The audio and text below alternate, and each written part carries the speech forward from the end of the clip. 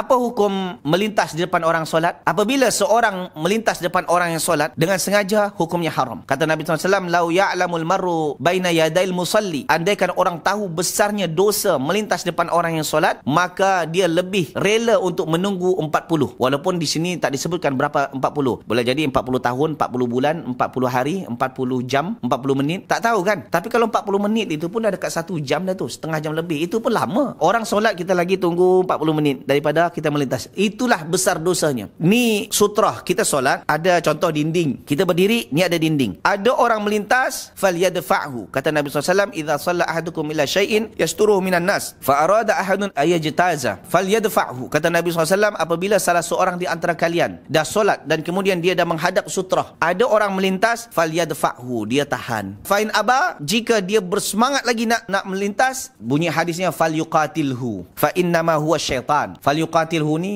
sebenarnya bahasanya kasar sikit. Maknanya perangilah, bunuhlah orang tersebut kerana ia adalah syaitan. Tapi biasanya orang melintas tu kerana kejahilan. Biasanya kalau orang solat kita halang, dia akan tetap melintas tapi dia salamin kita. Dia pergi lagi. Dia ingatkan kita minta salam. Gitu.